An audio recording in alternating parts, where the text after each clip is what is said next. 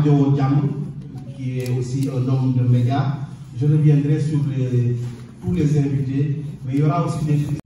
jërëjëf Baro jërëjëf Mballo ci sa rappel historique rappel bu am solo rappel bi mu wone rek mooy peuple palestinien ren ça fait 76 ans bi nga xam ne ci la Israël jiite Israël création bi nag premier acte bi njëkk a posé mooy déplacement massif des Palestiniens. Plus de 800 000 Palestiniens, n'est-ce pas, Israël, n'est-ce pas, dans cette localité, village qui a été évacué pour créer, n'est-ce pas, le nouveau État d'Israël. Depuis beaucoup, Israël a une politique qui appliquée dans la région. Une politique de fait accompli. Madame, dans le palestinien, fexe ba li nga xam ne moom nekkoon Palestine ci 1948 daanaka léegi pratiquement amatul benn signification loolu nag mu koy def en violation totale, n'est-ce pas, des résolutions des Nations Unies li nga xam ne moom la préconiser mooy mun a am ñaari état région benn état palestinien bu viable conformément aux résolutions des Nations Unies à côté d'Israël. Israël est surtout pendant ces dernières décennies, avec la montée du mouvement sioniste dans des pays comme les États-Unis, avec l'avènement des dirigeants pro-israéliens dans la plupart des grands pays, la France, la Grande-Bretagne et les États-Unis, n'est-ce pas, Israël dafa gën a am doole, gën a mën a def li ko neex, n'est-ce pas, en totale impunité. Totale impunité. Kon li nga moom xewoon le 7 octobre kenn mënu ko condamner parce que sans la résistance du Hamas et de ces groupes palestiniens tey kenn waxatul affaire Palestine. C'est seulement la résistance de ces groupes-là moo tax ba tey problème Palestine nekk dans l'agenda international. Sans cette résistance on ne parlerait plus aujourd'hui de la Palestine. Donc, la réaction, l'attaque du Hamas du 7 septembre est une réponse à l'inertie de la communauté internationale face au problème palestinien. Au refus des grandes puissances, n'est-ce pas, de contraindre Israël à trouver une solution juste, équitable dans la région.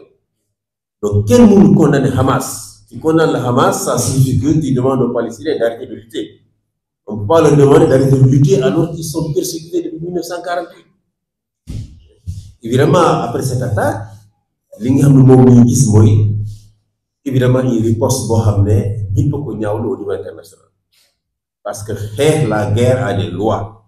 Ces lois, il faut les respecter. C'est le droit international humanitaire. Ça signifie qu'on n'attaque pas les civils. On n'attaque pas les zones d'habitation civile. On n'attaque pas les hôpitaux. Malheureusement, Israël, depuis qu'il commence sa réponse le 9 octobre, n'est-ce pas, c'est en violation flagrante de tous les lois de la guerre acceptées depuis la Deuxième Guerre mondiale. Les hôpitaux sont détruits. Les zones d'habitation sont intensément bombardées par air, par mer, par terre. Des centaines de milliers de populations sont contraintes, obligées des ordres d'évacuation illégaux plutôt. Des ordres d'évacuation illégaux sont distillés pour obliger des centaines de milliers de Palestiniens à quitter le territoire. Et cela, comme j'ai dit, en toute impunité, la communauté internationale ne fait absolument rien pour l'arrêter. Le niveau des résolutions, ces résolutions ne sont pas respectées par les grandes puissances, les États-Unis, la Grande-Bretagne et la France, l'Allemagne, qui continuent à donner des armes à Israël. Parce que Israël n'aurait jamais pu commettre tous les crimes qu'il a commis depuis 1942 sans le soutien des grandes puissances, notamment les États-Unis. L'aide militaire américaine aux États-Unis se chiffre en dizaines de milliards de dollars. On donne des armes, on donne des munitions. N'est-ce pas? En cherchant que ces armes et ces munitions seront utilisées pour tuer pas, par milliers des femmes, des enfants, des civils dans les territoires palestiniens. On est arrivé à un niveau où l'indignation est en train de devenir mondiale. L'indignation, ce ne suffit plus dans les pays arabes ou dans les pays africains, même dans les pays occidentaux, dans les universités, partout où il y a des gens qui ont une conscience, les gens sont en train de se révolter. Et de dire non à ce qui est en train de se passer en Palestine, pas des crimes de guerre, des crimes contre l'humanité sont perpétrés contre le peuple palestinien. Et ça ne peut pas continuer.